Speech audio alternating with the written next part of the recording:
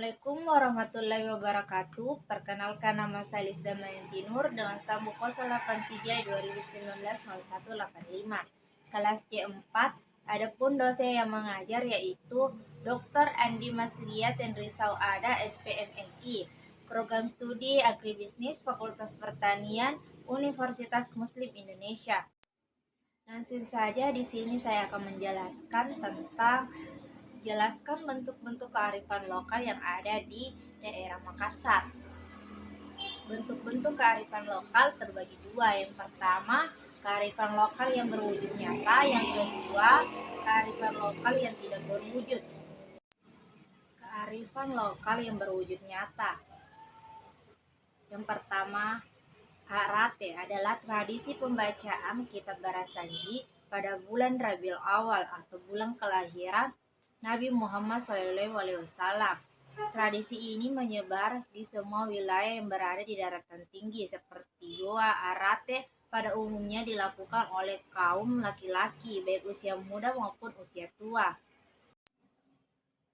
Rumah adat suku Bugis. Rumah Bugis memiliki keunikan tersendiri dibandingkan dengan rumah panggung dari suku yang lain. Bentuknya biasanya memanjang ke belakang dengan tambahan di samping bangunan utama dan bagian depan. Biasa orang suku Bugis menyebutnya lego-lego.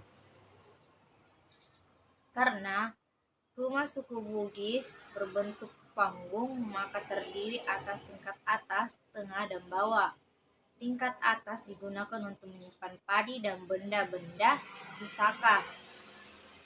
Tingkat tengah yang digunakan sebagai tempat tinggal terbagi atas ruang-ruangan untuk menerima tamu, tidur, makan, dan dapur. Tingkat dasar yang berada di lantai bawah digunakan untuk menyimpan alat-alat pertanian dan kandang ternak. Rumah tradisional suku Bugis juga dapat digolongkan berdasarkan status pemiliknya atau berdasarkan pelapisan sosial yang berlaku.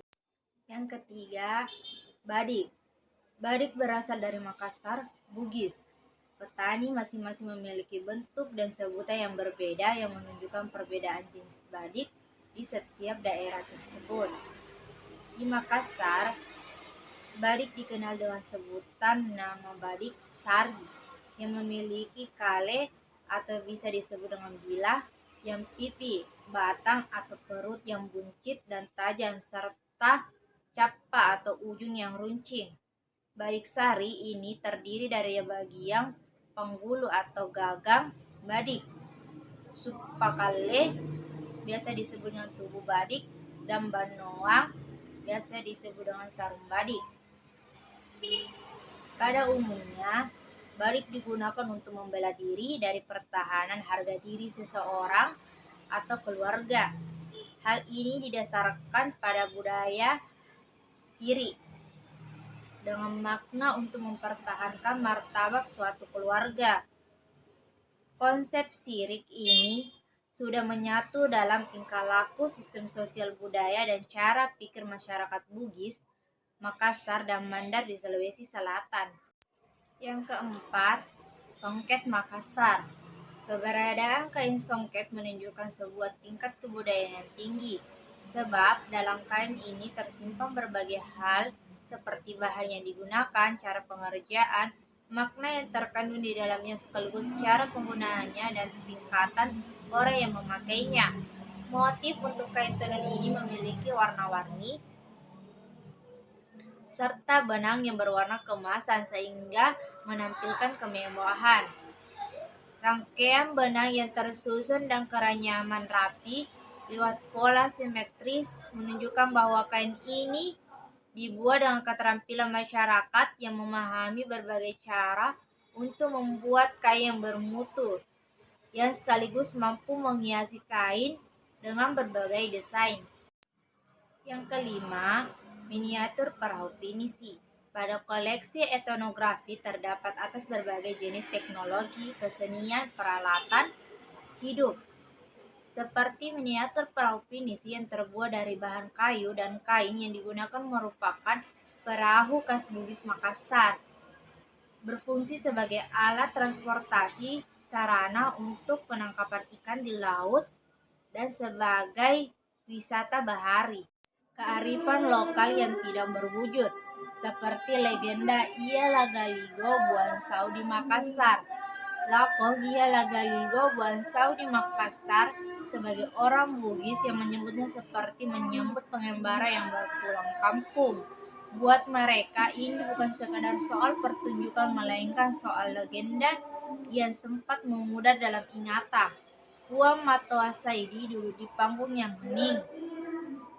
Tiba-tiba mulutnya keluar suara serupa mantra. Kisah Ia Lagaligo pun mengalir mulai turunnya Batara Guru dari langit ke bumi dan pencipta seisi dunia. Kemudian lahirnya Saweri Gadin dari saudara kembar perempuannya, W. Tenriabeng. Kisah berlanjut, Saweri Gading jatuh cinta kepada Tenriabeng, namun cintanya tidak direstui semesta. Cucu Batara Gurun ini lantas membara ke langit keliling dunia sehingga pemasareng atau akhirat dia bersumpah tidak akan kembali ke Luwo. Meski sumpah itu akhirnya ia langgar, pementasan Ia Lagaligo dalam bentuk teater kontemporer itu tiba-tiba seperti memutar kembali keingatan orang Bugis tentang legenda nenek moyang. Pementasan itu menyadarkan tentang siapa kita sebenarnya.